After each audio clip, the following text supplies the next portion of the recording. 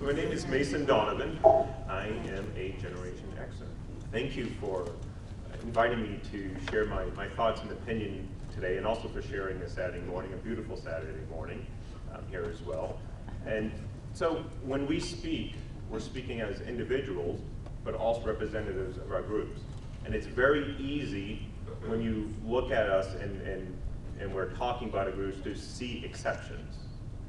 And realize there's exceptions to every group, and every individual is going to have exceptions to those groups, but it's what we're looking for is those commonalities, things that tie the group together. Here's one of those commonalities. What resonates with you most? So if you look up at those four, raise your hand if Elvis is the one that resonates with you most here, joins the army. How about Jimi Hendrix does? All right, MTV debuts? And Kurt Cobain does. All right. So realize there's a lot of exceptions to that, because the way this was done was generational, where you start off at the bottom with Gen Y, and then Gen X, and going up from that matter. So realize, again, you're part of a group, but there are exceptions. So who are we? We are the smallest generation. We're born somewhere from the beginning of the 1960s to the beginning of 1980s. That, as Charles said before, is kind of mushy. And some you'll see, they'll say it's 65 to 75, some might go to the mid-80s. It also depends geographically where you were born, but that's pretty much it. We have bookends. So the bookends is Mark Zuckerberg on one side, Bill Gates on the other.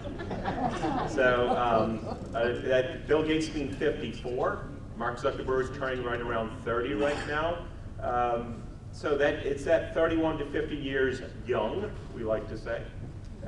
41 million strong. So why is that important? Because the generation before us, the baby boomers, is 80 million strong. The generation after us, Generation Y, is 78 million strong. We are half the size of either generation on each side.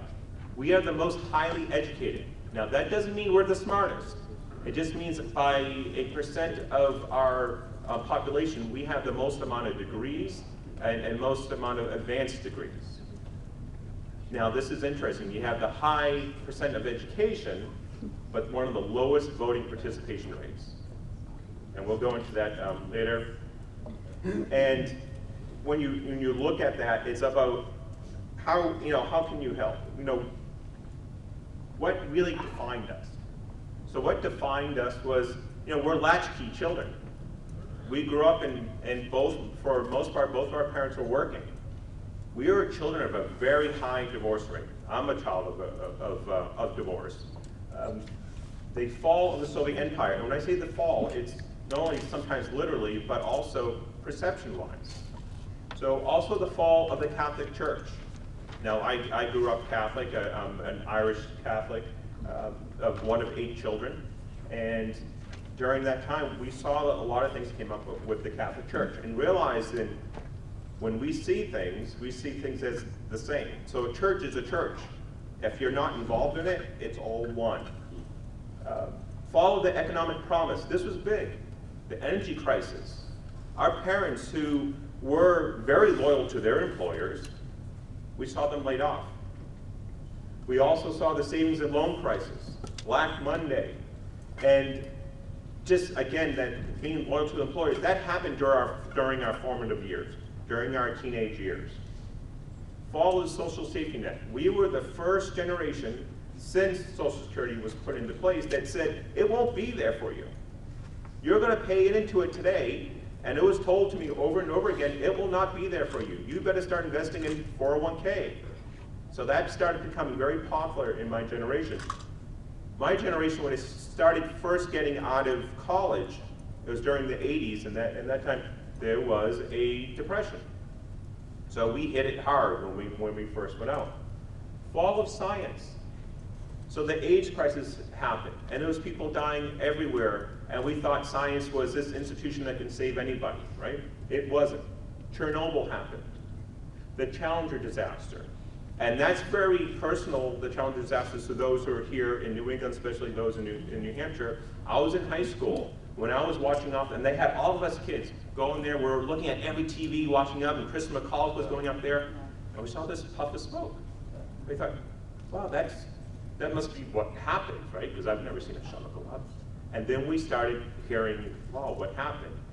It was a big impact upon us.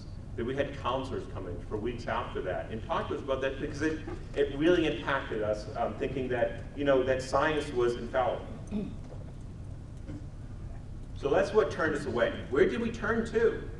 So if we turned away from institutions, and we turned away from science, and we turned away from all of these foundations, where did we turn to? We turned to the personal computer, the PC.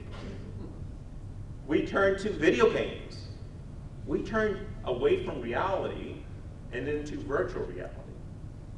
So we looked at cable TV started becoming popular. MTV became popular.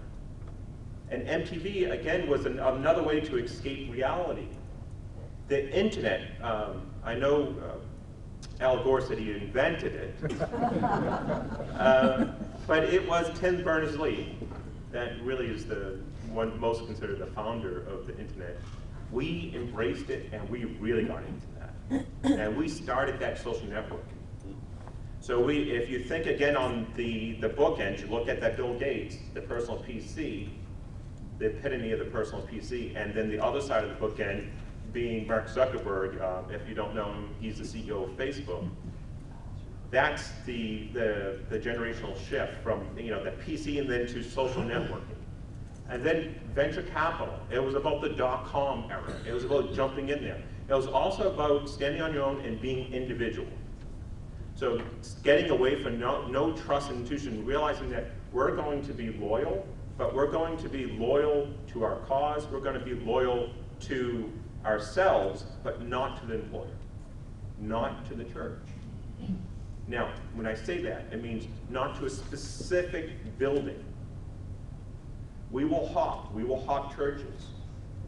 We often will stay within that same religion, but we will keep looking until we find something we want, something that's given us something that's different.